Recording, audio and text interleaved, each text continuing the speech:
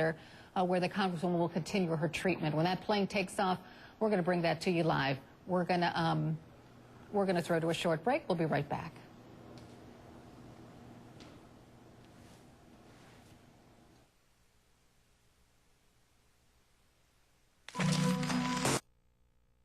What her recovery is going to be. And again, unfortunately, we are so far away that I cannot give you a direct play-by-play there, but certainly it looks like well, I can't tell now. It looks like somebody is getting in the plane there. Some of her doctors from the Tucson area that actually operated on her are going to Houston with her.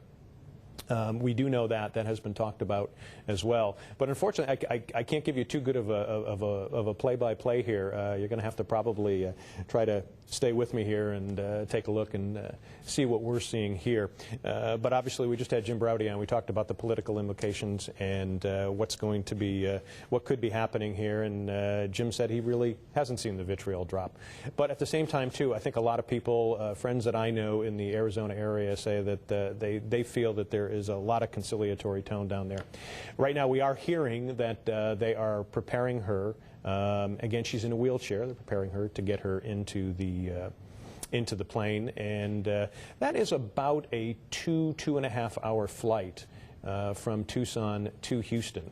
So she will be there, and then I am sure we will have video of her arriving. When you think about just not only the coverage that we have, but just the coverage that's been going on. This is obviously something that has grabbed the nation in so many different ways, and the fact that we are seeing this here, and there is so much interest on so many sides. I would imagine in Houston, she would probably have a pretty good reception as well. And again, Mark Kelly will be with her, and he has been a bulwark throughout this. You've seen the pictures of him holding her hand and her bedside there, and it's certainly been very heartening to see all this. Again, we are showing you pictures from Tucson, Arizona, and Congressman Gabrielle Giffords is being moved from the hospital in Tucson to a rehab center in Houston, Texas, and you can see that the ambulance is there.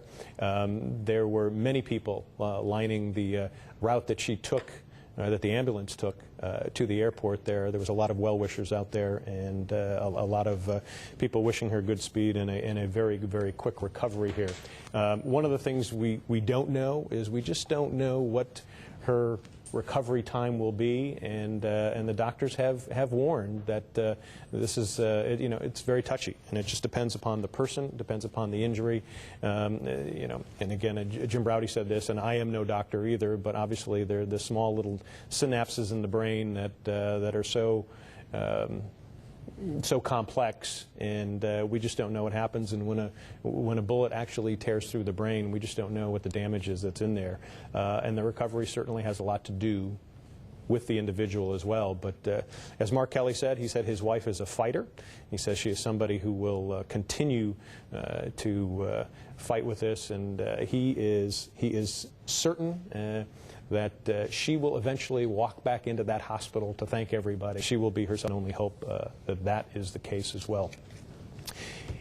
Okay, the ambulance is gone, so we are assuming that she is in the plane now, and she'll be taking off pretty soon. So this is very, very good news. And as I say, when we do live shots here in news, and you're seeing an ambulance or you're seeing a plane or something like this, it's usually something that's sad. This is very, very uplifting, not only the human spirit, but also when you consider the medical technologies that we have today, and the fact that someone like her who was shot in the head less than 2 weeks ago actually got up and was able to stand yesterday, obviously with the help of other people. But when you consider what medical science has done, if some of you have had different surgeries, whether you've had knee surgery, many, many years ago you were laid up, you kept your foot in the air. Now if you have knee surgery, they have you walking the next day. They want you to keep moving. So I'm sure that there is some aspect of that is the same as well. So this is very enlightening for also very uplifting as well. So this has been a special report here at NECN, and what we're going to do is we're going to go to break. You're going to have more on this coming up at NECN at noon, and stick around. We'll have more. Says an national. Now reach to regular programming. Was put aboard that ambulance on her way to this Air Force base in this Challenger aircraft. Yeah, you know, a really incredible moment over here at the hospital. You can see many people behind me at the memorial. They've been here for the last couple of weeks, and this memorial has grown and grown, Carol. Many people coming out wanting to catch a glimpse of the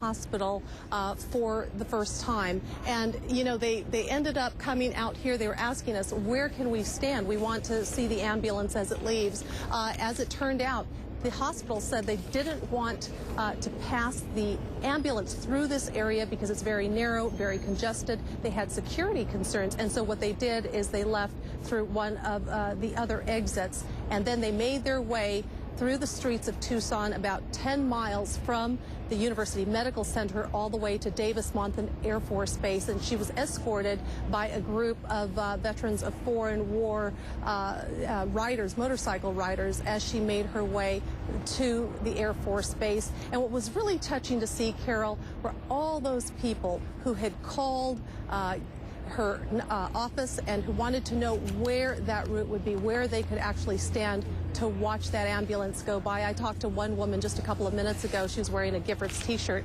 and she said, you know, I wanted to be here. I wanted to stand out on that street, and I wanted to see that ambulance go by. She said that when it did go by, everybody broke out. They were clapping and they were cheering for her. Many people had Giffords for Congress signs as she went by, and I asked her why she was out here, and she said she wanted to honor her.